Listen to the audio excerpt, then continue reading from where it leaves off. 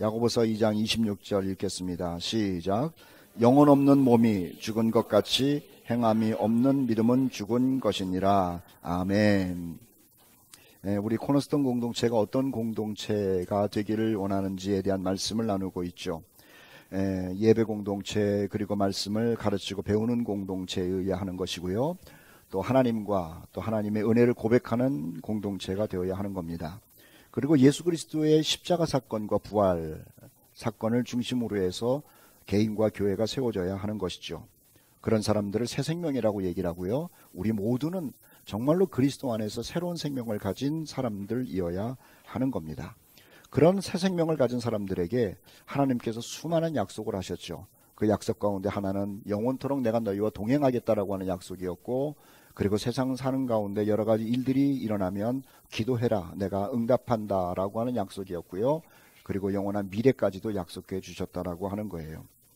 우리는 그러한 공동체의 한 일원으로서 하나님께 영광을 돌려야 하는 것이고, 또 함께 주님을 섬기다가 주님 오실 때 주님을 맞이해야 하는 사람들이라고 하는 것이죠. 오늘은 우리는 이 세상에 살면서 어떤 행동을 하면서 살 것인가 라는 말씀을 나누려고 그래요. 우리는 믿음을 가지고 있지만은 그 믿음에 따라서, 그리고 하나님의 말씀에 따라서 행하는 행함의 공동체가 되어야 하는 겁니다.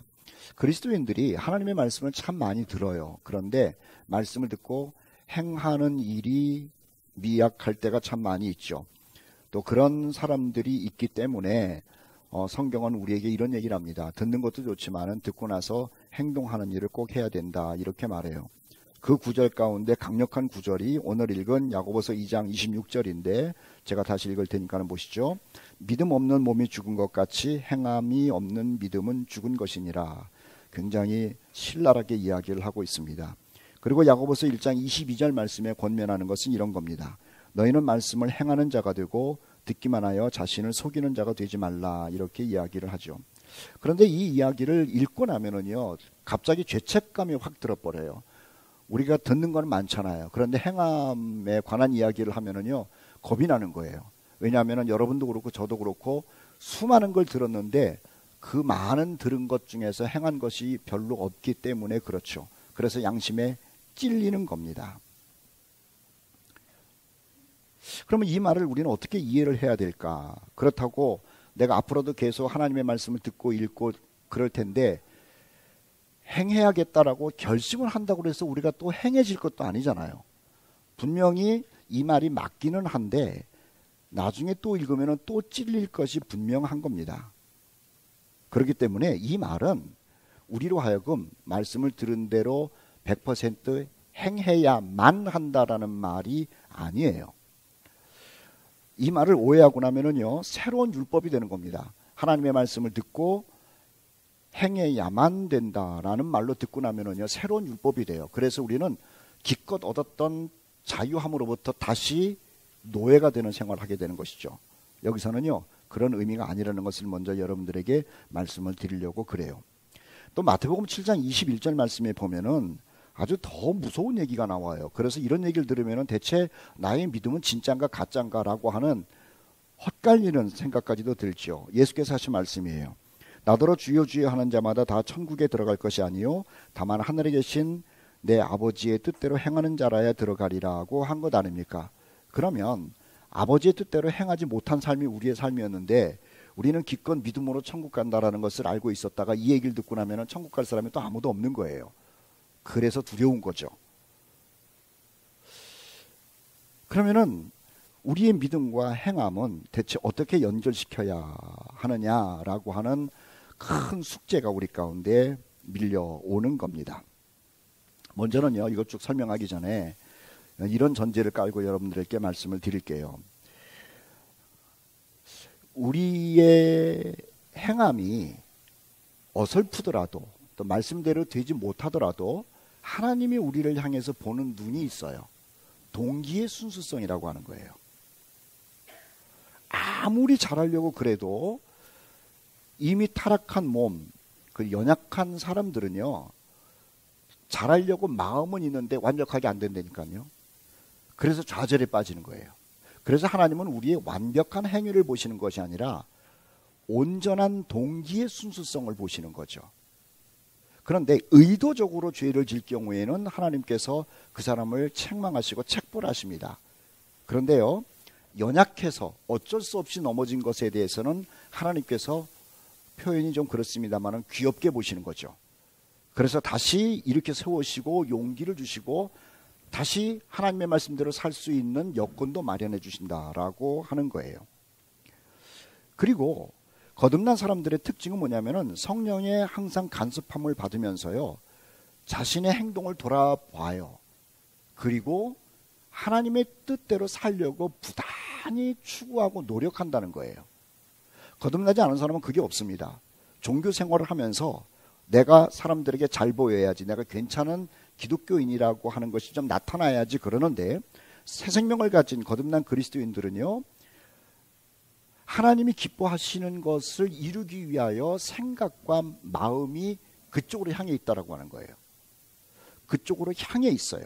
하나님의 선하신 뜻, 기뻐하시는 뜻, 온전하신 뜻 쪽으로 향해 있어요. 이것을 체질이 바뀌었다고 얘기를 하는 거예요. 전에는 사람에게 보이기 위해서 행동을 합니다. 그런데 거듭나면은요, 사람에게 보이기 위해서가 아니라 하나님께 보이기 위해서 행동한다는 거예요. 그럼 하나님을 향한 마음을 가지고 행할 때는요, 하나님은 그 행위를 온전하다고 얘기를 하고, 사람 눈치를 보면서 사람에게 잘 보이려고 하는 행위는 하나님께서 불완전하다고 얘기를 하는 것이죠.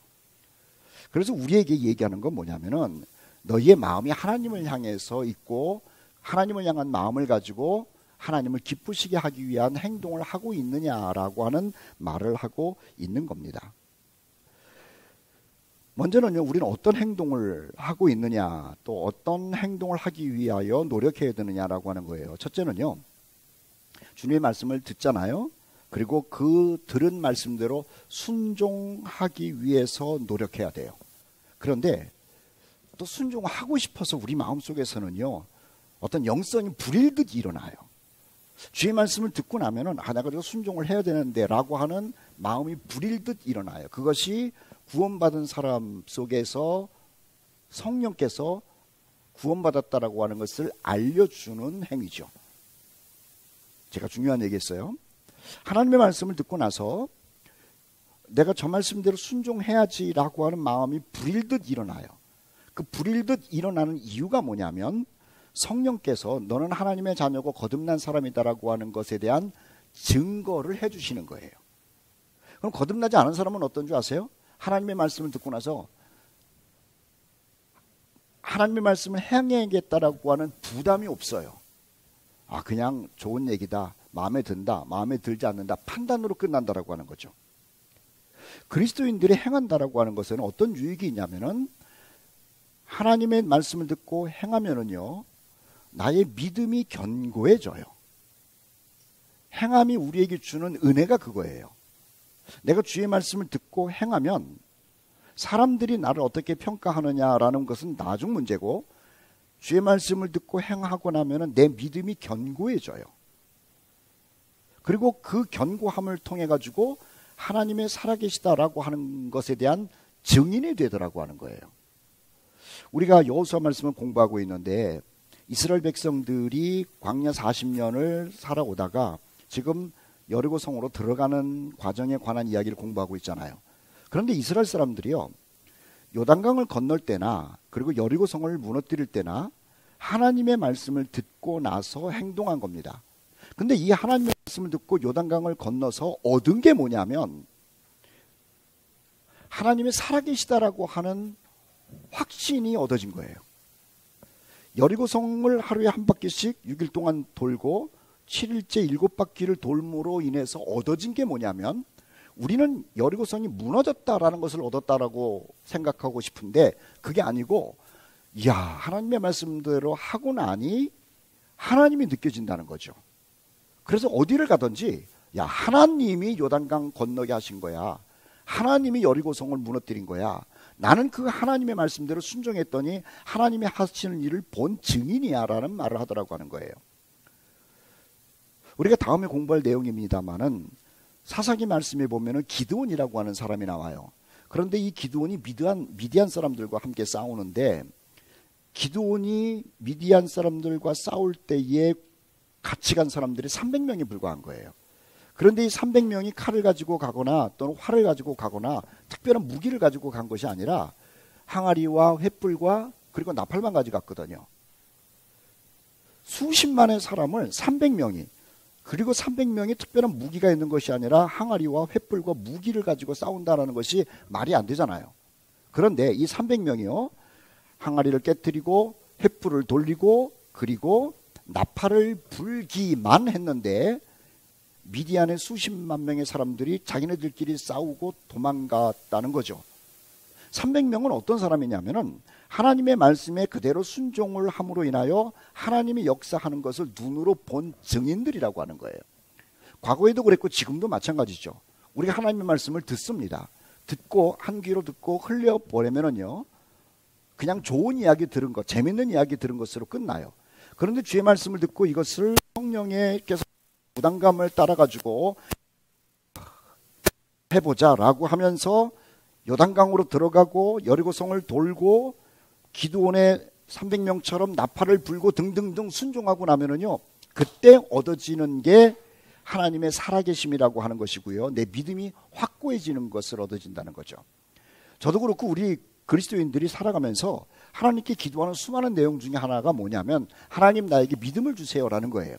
그리고 이 얘기하다 보면 참 나는 믿음이 없어요라는 스스로의 자책감을 가지고 얘기를 하더라는 것이죠. 그런데 우리 스스로가 그렇게 부족하게 생각하는 것, 갖고 싶어하는 그 믿음이 어디서 생기느냐 하면 주의 말씀을 듣고 행할 때에 우리가 갖고 싶은 그 믿음의 확신과 믿음의 견고함이 생기더라고 하는 거예요. 베드로도 마찬가지입니다. 베드로가 예수님을 쫓아다녔어요. 그런데 예수님이 하는 일을 보면서도 믿음이 생겼습니다마는 예수님의 말씀을 자기가 직접 실천을 했을 때 일어나는 일을 통해서 예수님이 하나님이라는 것을 발견하고요, 그리고 하나님의 살아계심을 확고하게 되죠. 우리가 아는 것처럼 밤새껏 그가 고기 한 마리 못 잡았습니다. 예수님이 새벽에 와가지고 너 다시 배를 끌고 가서 깊은 데다가 그물을 던져라 이렇게 말했다는 거예요. 그런데 말씀에 의지하여 내가 그렇게 하겠습니다라고 했고, 그리고 그물을 깊은 곳에다가 던졌더니 그물이 찢어지는 것만큼의 고기를 잡았대요. 그때 베드로가 한 게 뭐냐면은 저분은 정말 하나님이라는 거예요. 그리고 자신은 죄인이라는 거예요. 내가 저분 아니면 살 수 없다라고 하는 것이 깨달아진 거예요. 베드로의 믿음이 견고해진 건 뭐냐면 하나님의 말씀을 듣고 행한 다음에 견고해졌어요. 그래서 요단강을 건너고 여리고성을 무너뜨린 이스라엘 사람들이 나는 하나님이 살아계신 것을 체험한 증인이다라는 말을 하고 산 것이고, 베드로도 어디를 가가지고 너희들이 뭐라 그러던지 간에 나는 하나님을 체험한 사람이야 라는 말을 하면서 살았다라고 하는 것이죠. 주님의 말씀을 행한다는 것은요, 나의 믿음을 견고하게 하기 위한 초석이라고 하는 거예요. 저도 여러분도 주의 말씀을 많이 듣습니다. 그리고 주의 말씀을 듣고 기뻐하기도 하고 즐거워합니다. 자, 지식으로 즐거워하고 기뻐하는 것을 넘어서서 우리 그 말씀을 하나하나 행함으로 인해서 하나님 살아계신 것, 성령님이 역사하시는 것, 이것을 체험해서 우리의 믿음이 견고한 믿음이 되기를 우리 주님의 이름으로 축복합니다. 또 하나는 우리가 어떤 일을 행하는 공동체가 되어야 하는가 하면은요, 착한 일을 행하는 공동체가 되어야 한다는 거예요. 그런데 이 착한 일이 구원과는 아무런 관계가 없습니다. 모든 종교는요, 선한 일, 착한 일을 굉장히 강조해요.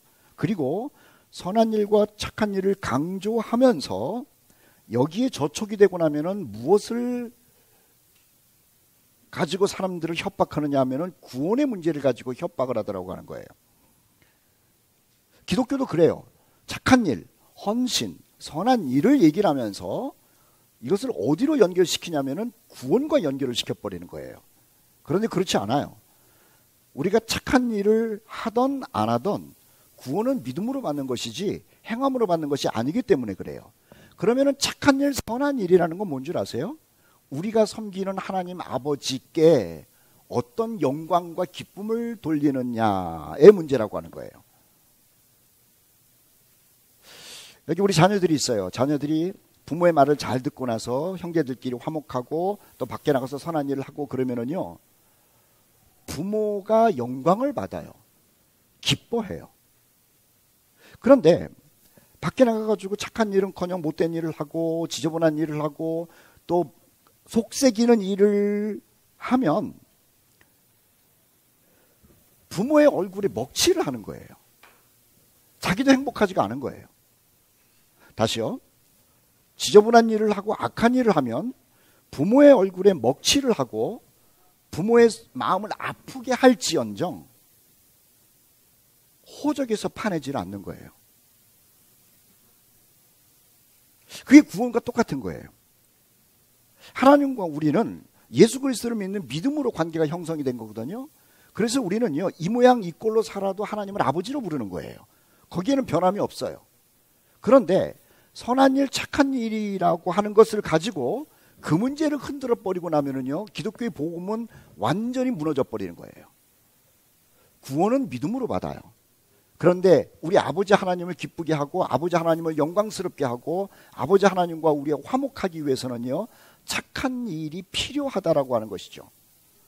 그래서 마태복음 5장 16절 말씀에는 이렇게 기록하고 있죠. 우리 같이 한번 읽어보도록 하겠습니다. 마태복음 5장 16절 시작. 그들로 너희 착한 행실을 보고 하늘에 계신 너희 아버지께 영광을 돌리게 하라. 이렇게 말하고 있어요. 그래서 우리는요, 바깥에 나가가지고 또는 교회 안에서 착한 사람으로서 착한 일, 행동을 할 필요가 있는 거죠. 왜냐하면 나의 영광스러운 아버지의 기쁨을 위해서고 아버지께 영광을 돌리기 위해서인 거예요. 그러면은 우리가 어떻게 착한 일을 해야 되느냐라고 하는 것이죠. 성경은요, 착한 일을 하는 방법을 가르쳐 줍니다. 첫째는 대상이에요. 그리스도인들끼리 거듭난 형제 자매들끼리 착한 일을 하라고 그렇게 강조를 해요. 그것은 예수님께서 11명의 제자들을 앉혀놓고 나서 강조하신 내용을 뿌리로 해요. 예수님이요, 모든 사람을 사랑하고 모든 사람을 향해서 착한 일을 하라고 그러지 않으셨어요. 모든 사람을 사랑하고 모든 사람을 향한 착한 일은요, 전능하신 하나님만이 가능해요. 우리는 제한된 존재예요. 그래서 제자들을 향해서 모든 사람을 사랑하라고 그러지 않고 너희끼리 사랑하라 그랬다는 거예요. 요한복음 13장 말씀을 보시죠. 34절 35절 말씀인데 같이 한번 읽겠습니다. 요한복음 13장 34, 35절 시작. 새 계명을 너희에게 주노니 서로 사랑하라. 내가 너희를 사랑한 것 같이 너희도 서로 사랑하라. 너희가 서로 사랑하면 이로써 모든 사람이 너희가 내 제자인 줄 알리라. 하나님께서, 예수님께서 제자들을 앉혀놓고 너희가 이제는 나의 제자가 됐으니 나처럼 온 세상을 사랑하라 그랬으면은요, 모두 지레 겁먹어가지고 주저앉았을 거예요. 그런데 앉아있는 사람이 가론유다가 도망갔으니까 11명뿐이 없잖아요. 그 11명끼리 사랑하라고 얘기를 하니 이건 가능한 겁니다. 그래서 이 계명을 새 계명이라고 얘기를 한 거예요. 온 세상을 사랑하라고 한 것이 아니라 할 수 있는 가능성의 계명을 준 거예요. 너희끼리 서로 사랑하라. 야, 전체가 아니네. 온 우주가 아니네. 온 인류가 아니네. 우리끼리네. 제한됐죠. 좁아졌죠. 가능하죠. 그래서 이것을 새 계명이라고 얘기를 하는 거예요. 사랑하라는 것이 새 계명이 아니고 너희끼리 서로 사랑하라는 제한된 사람들을 향한 말씀이기 때문에 새 계명이라는 거예요. 사랑에 관한 이야기는요, 구약 전체에 퍼져 있어요. 그런데 새 계명이라고 하는 것은 너희끼리라는 말이 들어갔기 때문에 그래요. 가능하잖아요. 갈라디아서 6장 10절 말씀에도 보면은 바울이 복음 전하는 분 아닙니까? 그런데 교회에 편지할 때는요, 이런 착한 일을 권면해요.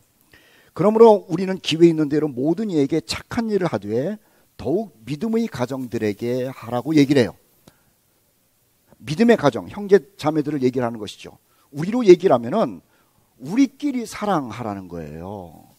저 멀리 있는 북한 사람들을 사랑하기 위하여 애쓰고 그러지 말고 저 아프리카의 가난한 사람들을 사랑한다라고 하는 감성적인 시적 표현하지 말고 저 멀리 있는 가난한 사람들 참 불쌍히 여기는 그런 사랑이 아니라 매일 만나고 대화하고 그리고 지지고 볶는 우리끼리 사랑하는 것이 착한 일이래요.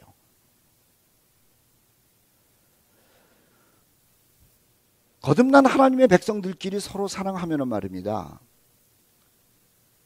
존경받는 게 아니에요. 뭐라고 얘기를 하면은 너희가 하나님의 아들인 것, 딸인 것, 그리스도인인 것, 예수 그리스도의 제자인 것을 사람들이 알게 된대요. 다시요. 11명의 예수님 제자들끼리 사랑하면, 야, 너희들끼리 사랑하는 것을 보고 세상 사람들이 사랑하는 너희들을 보고 존경한다, 그런 말은 하진 않아요.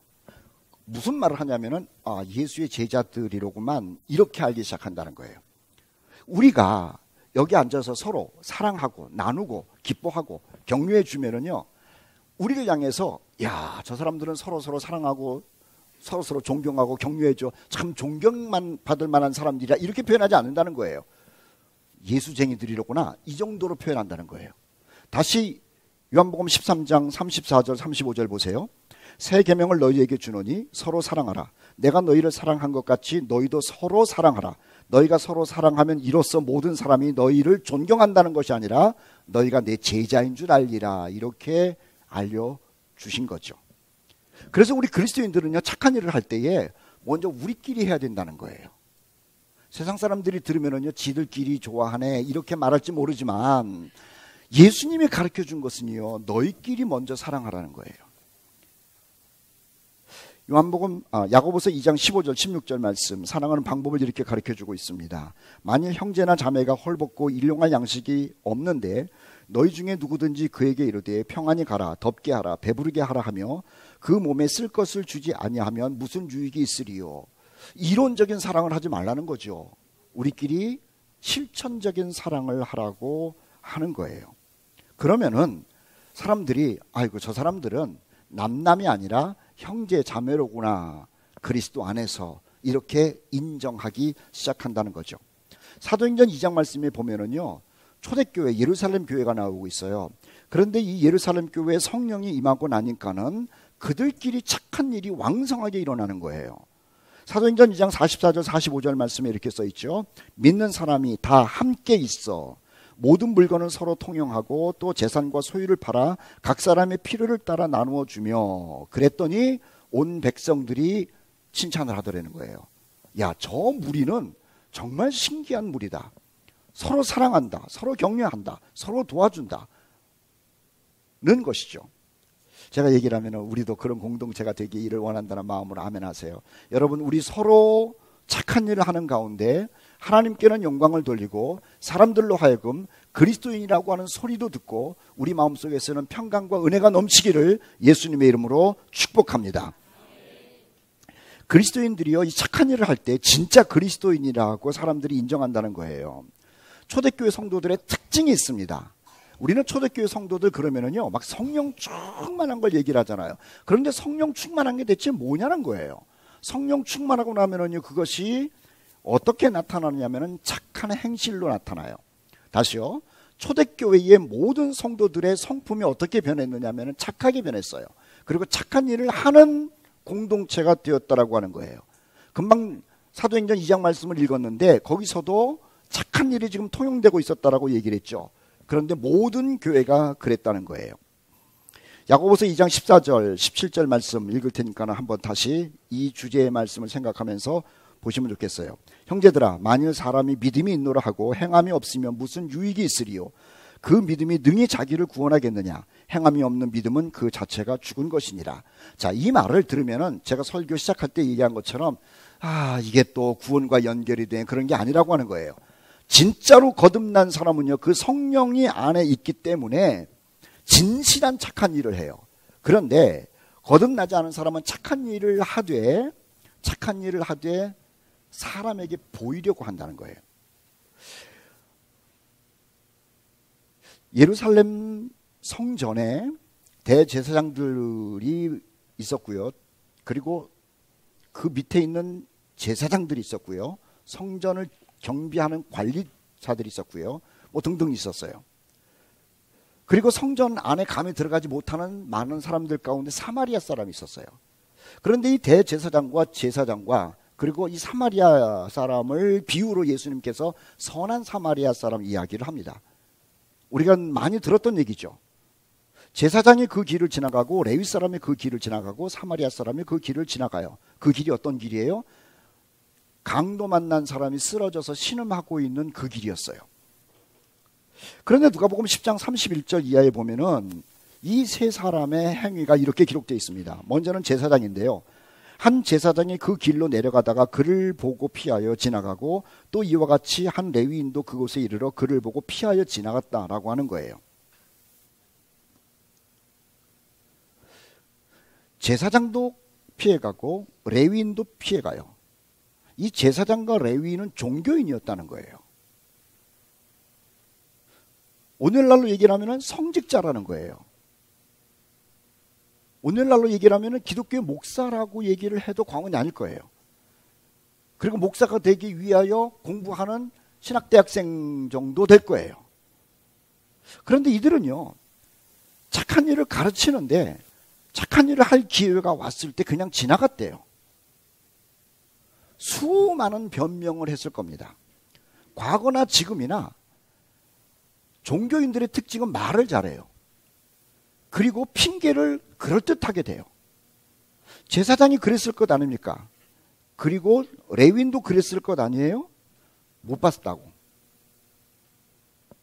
왜 그 강도 만난 사람이 있었다고 하는데 왜 그냥 왔어? 그럼 난 못 봤다고.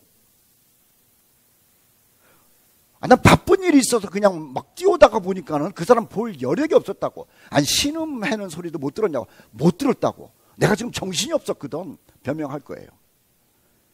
그리고 내가 성전에 와서 제사를 드려야 되는데 어떻게 피 묻은 사람 만진 손으로 하나님께 제사를 드릴 수 있냐고. 부정한 모습으로 하나님께 나갈 수 없지 않느냐. 핑계 댔을 거예요. 그런데요, 핑계는 그럴듯하게 되면서 사람들이 속아줄 것을 기대했지만 사람들은 절대 속지 않죠. 핑계 댄다는 거 알아요. 비웃어요. 말을 안 할 뿐이에요.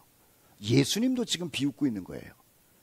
그런데 사마리아 사람이라고 하는 소위 말하는 성전에 들어갈 수도 없는 사람들에게 비난을 받는 이 사람은요, 그 강도 만난 사람을 보고 행동이 다릅니다. 누가복음 10장 33절로 35절 읽을 테니까 보시죠. 사마리아 사람은 여행하는 중 거기 이르러 그를 보고 불쌍히 여겨 가까이 가서, 가까이 갑니다. 여러분, 사람이 강도를 만나가지고 피를 흘리고 있을 때 가까이 가는 게 굉장히 어렵다는 거 아세요? 우리는 그냥 요즘 영화를 하도 많이 보고 그냥 칼리 찔린 영화도 보고 뉴스도 보고 그래가지고 가까이 가는 게 수월하다고 생각하는데요. 실제로 사람이 칼에 찔려가지고 매를 맞고 피를 흘리고 있으면요, 거기 가는 게 그렇게 무서워요. 여러분 집에도 고양이 키우시죠? 개 키우시죠?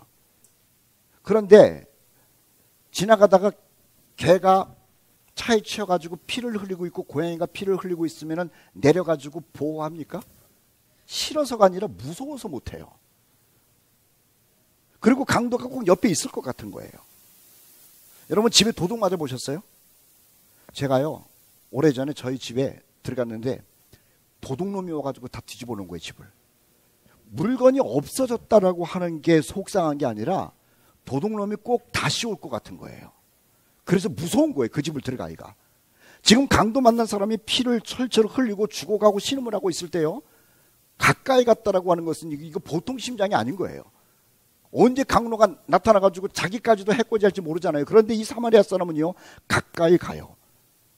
그리고 그 귀한 기름과, 성경 계속 보세요, 포도주를 그 상처에 붓습니다. 그리고 피 묻은 그 사람을 자기 나귀에 태워요. 네가 타, 이게 아니에요. 쓰러져 있는 사람을 앉는 거고요, 이렇게 세우는 거고요, 그 사람이 흘린 피를 내 몸에 묻혀야 되는 것이고요, 자기 옷이 더러워지는 거예요. 그리고 나귀에 올라 태워요.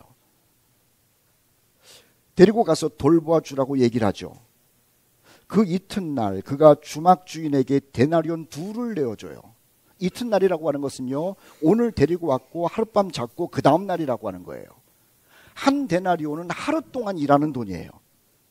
하루 열심히 일하면 한 데나리온 준다니까요. 그런데 2 데나리온을 줬다는 것은요, 이틀치 노임을 다 줬다는 거예요. 계속해 보십시오. 이르되 이 사람을 돌봐줘라. 비용이 더 들면 내가 돌아올 때에 갚으리라. 이렇게 얘기를 하죠. 돌아와서 비용 처리까지 한다는 거예요. 이 이야기를 우리는 그냥 지나가면 안 되는 겁니다. 이 사마리아 사람이요, 강도 만난 사람을 가서 돌봐주는 것도 그렇고, 그리고 피 묻혀서 나귀에 태우는 것도 그렇고, 주막에 데리고 가가지고 이틀치 비용을 다 지불하는 것도 그렇고, 그리고 내가 볼 일이 있어서 갔다 올 때까지 이 사람을 지켜보면서 치료해줘라. 비용은 내가 다 되겠다라고 하는 것도 쉬운 게 아니에요. 사마리아 사람이냐, 제사장이냐, 레위인이냐, 이게 중요한 게 아니고, 사람들은 이 이야기를 들으면서 감동을 받는 겁니다, 지금. 사람들은 알아요. 제사장과 레위인이 핑계대는 것도 알고요. 말만 잘하고 행동 하나도 없다는 것을 아는 거예요. 그런데 지금 이 사마리아 사람은요, 말은 없어요. 그냥 행동하는 거예요.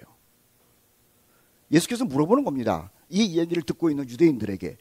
누가복음 10장 36절이죠. 내 생각에는 이 사람 중에 누가 강도 만난 자의 이웃이 되겠느냐라고 하는 거예요. 우리에게도 물어보시지 않습니까? 누가 강도 만난 사람의 이웃이냐? 대답은 다 시대를 초월해서 동일한 겁니다. 그런데 예수님이 뭐라 그러는 줄 아세요? 주둥아리로 떠들지만 말고 너들도 사마리아 사람처럼 행하라, 그런 거예요. 우리들도 마찬가지죠. 하나님의 말씀을 듣고 나서 성령께서 역사하시는 그 부담감이 참 많아요. 그럴 때 말입니다. 입으로만 떠들지 말고 사마리아 사람처럼 행동하라는 주의 음성을 들어야 되는 것이죠. 선한 사마리아 사람의 이야기를 재밌게 들으면 안 돼요. 선한 사마리아 사람의 이야기를 감동적으로 들으면 안 돼요. 선한 사마리아 사람처럼 되겠다라고 하는 결단을 하면서 들어야 되는 거예요. 이 이야기를 들으면서 찔려야 되는 겁니다. 제사장이 찔려야 되는 것이고, 레위인이 찔려야 되는 것이고, 목사가 찔려야 되는 것이고, 장로가 찔려야 되는 것이고, 권사가, 집사가, 교회 오래 다녔다는 사람이 찔려야 되는 거예요. 다른 사람을 위한, 교훈을 위한 책이 아니라 나를 위한 말씀이라고 하는 것이죠. 그래서 예수께서는 말씀하시기를 듣기만 하는 사람이 되지 말고 듣고 행동하는 사람이 되어야 되지 않겠느냐, 그렇게 이야기하는 겁니다. 초대교회는요, 착한 사람으로 넘쳐났어요. 아침마다 제가 여러분들에게 칼럼을 보내드리는데 요즘 쓰는 칼럼 이야기가 예루살렘 성전 이야기일 겁니다. 그리고 마가집에서 만들어지는 예루살렘 교회 이야기일 겁니다. 그런데 이 마가집에 있는 예루살렘 교회에는요, 착한 사람들이 그렇게 많았어요. 그 중에 한 사람이요, 바나바라고 하는 사람이에요. 사도행전 4장 36절 그리고 11장 24절 말씀을 읽을 테니까 보세요. 이거 예루살렘 교회에 있는 바나바 이야기입니다. 구브로에서 난 레위족 사람이 있으니 이 사람은 요셉이라. 원래 이름은 요셉이래요. 사도들이 일컬어 바나바라, 번역하면 위로의 아들이라 하니 그 다음에 중요해요. 초대교회의 예루살렘 교회의 바나바는 착한 사람이요 라는 거예요. 착한 사람. 무슨 느낌인지 아시죠? 구약 성경에 보면은요, 가장 착한 사람이 누군지 아세요? 그 사람 이름도 요셉이에요. 창세기 45장에 나오는 야곱의 11번째 아들. 형들이 그를 아주 얼마나 미워했습니까? 그래가지고 아버지 몰래 노예상인에게 팔아먹었어요. 20년 지난 쯤에 자기들이 팔았던 요셉 앞에 곡식을 사러 간 거예요. 형들이. 요셉은 총리가 돼 있었지 않습니까? 그런데 형들 10명이 고개를 들어가지고 곡식을 파는 요셉의 얼굴을 보니까는 20년 전에 자기 동생이라는 걸 발견했거든요. 죽었구나라고 생각한 것 아닙니까? 그런데 요셉이요, 착해요. 착해. 이렇게 말하지 않습니까? 창세기 45장 4절 이하인데, 나는 당신들의 아후 요셉이니 당신들이 애굽의 판자라. 당신들이 나를 이곳에 팔았다고 해서 근심하지 마소서. 한탄하지 마소서. 하나님의 생명을 구원하시려고 나를 당신들보다 먼저 보내셨나이다. 나를 이리로 보낸 이는 당신들이 아니요 하나님이시라. 참 착해요. 참 착해. 제 동생도 좀 이렇게 착했으면 좋겠어. 제 집사람도 좀 이렇게 착했으면 좋겠어. 은진이의 엄마도 이렇게 착했으면 좋겠어요. 우리 다 같이 그리스도 안에서 착한 성품 소유하기를 축복합니다. 근데 이 요셉이라고 하는 이름이 참 좋아요. 지금 바나바도 원래 이름이 요셉인데 착하다고 그랬잖아요. 야곱의 11번째 아들 요셉도 착하잖아요. 또 한 사람이 있어요. 마리아의 남편 요셉이에요. 지금 약혼을 한 자기 이 마리아가 임신이 되고 있는데 이 여자를 향해서 그냥 돌을 던질 수도 있는 건 아니에요. 그런데 마태복음에 보면 이렇게 써 있습니다. 1장 18절 19절이죠. 예수 그리스도의 나심은 이러하니라. 그의 어머니 마리아가 요셉과 약혼하고 동거하기 전에 성령으로 잉태된 것이 나타났더니, 그것은 하나님과 마리아 사이고 요셉은요 성령으로 잉태되는지고 몰라요. 그냥 나의 약혼자가 그냥 배가 불러오는 것 때문에 속이 부글부글 하는 거예요. 그런데 그의 남편 요셉은 의로운 사람이라. 이게 다시 말하면 무슨 말인 줄 아세요? 착한 사람이라는 거예요. 드러내지 아니하고 가만히 끊고자 했다라고 하는 것이죠.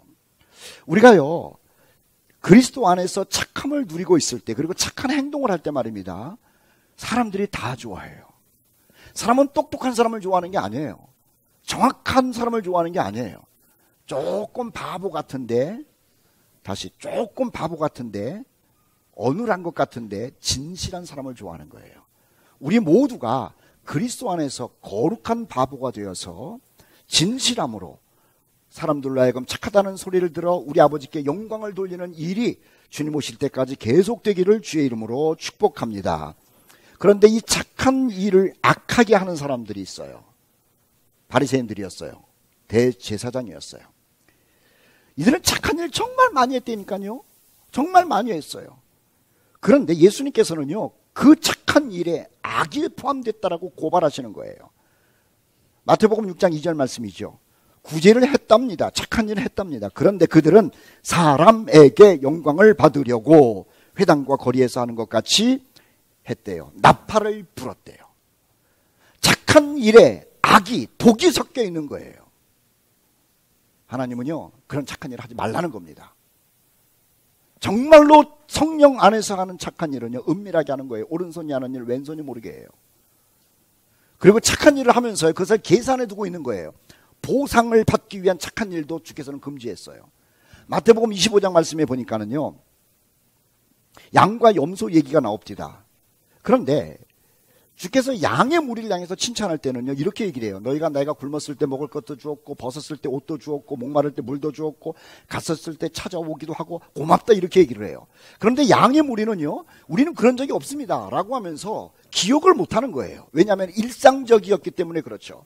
그런데 염소의 무리는 하는 얘기가, 우리가 언제 목마를 때 물을 안 드렸고, 배고플 때 밥을 안 드렸고, 벗었을 때 옷을 안 줬습니까? 내가 수첩에다가 다 기록해 놓았는데 왜 기억을 못합니까? 라고 따지는 거예요. 성령 안에서 착한 사람은요 그 착함이 일상이 되는 거죠. 그런데 착함 속에 독이 있는 사람들은요 그 착한 행동을 가지고 자기 영광 받으려고 그러고 보상을 받으려고 한다는 것 아닙니까? 우리 공동체는 성령 안에서 착한 사람이 되어서 하나님께 영광을 돌리고 우리는 하나님께서 주시는 평강을 누리면서 모든 사람들에게 친송을 듣는 우리 공동체가 되기를 예수님의 이름으로 축복합니다. 한 가지 더 우리가 행해야 될 것이 있죠. 그것은 뭐냐면 영혼을 구원하기 위한 착한 행동이라고 하는 거예요. 행동이 나의 신앙을 확신 가운데 세우기 위한 행동이 있고요, 우리 아버지 하나님께 영광을 돌리기 위한 행동이 있어요. 이것을 착한 행실이라고 얘기를 하고요, 영혼을 구하기 위한 착한 행실이 있어요. 그것은 복음 전하는 것이죠. 고린도전서 1장 21절 말씀에 하나님의 지혜에 있어서는 이 세상이 자기 지혜로 하나님을 알지 못하므로 하나님께서 전도에 미련한 것으로 믿는 자들을 구원하시기를 기뻐하셨도다, 이렇게 말하고 있어요. 세상에 어떤 것도 말입니다, 사람을 끌어들이기 위해서는요 대단한 지식이 필요합니다. 사람을 끌어들이기 위해서는 대단한 물질 공세 이런 게 필요합니다. 설득이 필요해요. 그런데 사람을 구원하는 일에 있어서는요 대단한 지식 또는 대단한 설득 이런 것을 하나님이 통하지 않으신다는 거예요. 단순한 거예요. 예수 믿고 구원받아라, 이 이야기로 영혼을 구원하는 일을 하신다는 거 하는 거죠. 사람들이 볼 때는 이게 미련한 거예요. 답답한 거예요. 저걸로 될까? 그런데 그걸로 돼요. 고린도전서 다시 보십시오. 1장 21절 하나님의 지혜에 있어서는 이 세상이 자기 지혜로 하나님을 알지 못하므로 하나님께서 전도에 미련한 것으로 믿는 자들을 구원하시기를 여러분들에게 권면드려요. 가족들에게요, 대단한 이상하게 예수님 얘기하지 마세요. 예수 믿고 구원받으세요. 그거 한마디면 성령이 역사한다는 거죠. 예수님이 어머니를 위해서, 예수님이 내 동생 너를 위해서 십자가에서 죽으셨어. 그 말 한마디면 성령이 역사한다는 거예요. 뭐 대단한 물질 공세를 가지고 선물을 사주면서 교회 나오자 그렇게 해도 좋지만은 그것보다는요, 단순한 것, 예수 믿고 구원받자라는 것으로 성령이 역사한다는 거예요. 이게요, 착한 일이라는 거예요. 영적 착한 일. 그런데 이 영적 착한 일은요, 그 사람의 영혼을 지옥에서부터 끄집어내고요, 하나님 나라 시민권을 갖게 하는 놀라운 역사라는 것 아닙니까? 가족들도 마찬가지고 친구들도 마찬가지예요. 직장에서나 학교에서나 친구들을 만나가지고 나는 교회를 다녀요. 그래 구원 받았어요. 구원의 기쁨도 있어요. 미래도 열려 있어요. 그런데 사랑하는 우리 친구들을 향해서 복잡하게 얘기할 필요 없어요.